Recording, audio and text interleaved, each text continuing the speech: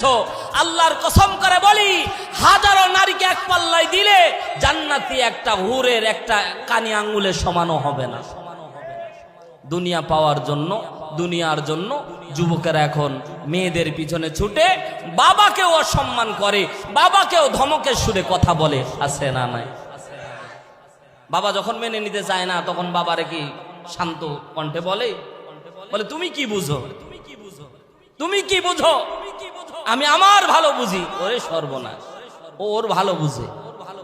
মহব্বতের ভাইয়ের আমার, এজন্য দুনিয়ার পিছনে ছুটা যাবে না। কারণ আপনি চাইলেও আপনার অঙ্গ প্রত্যঙ্গগুলি আপনার না। ইচ্ছা করলে বলেন তো দেখি, আপনি যদি ইচ্ছা করেন এই কালো চুলগুলো একজন পাকায় দিবে, জোরে বলেন তো তিনি কে? আপনি ধরে রাখতে পারবেন? জোরে বললেন না যে? যারা বললেন না তারা ধরে রাখতে পারবে।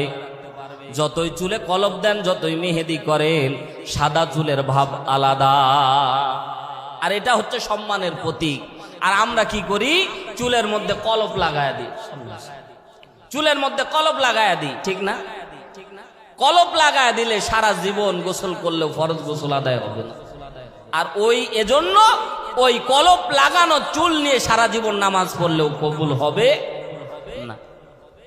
আপনি ইচ্ছা করলে রব আপনার চুল পাকায় দিবে, থামাইতে পারবেন না। এই যে টান টান দেহ, চামড়াগুলো টান, একদিন এই চামড়াগুলি আস্তে করে নোয়া পড়বে, রুখতে পারবেন? কথা বললেন না, জোরে বলেন।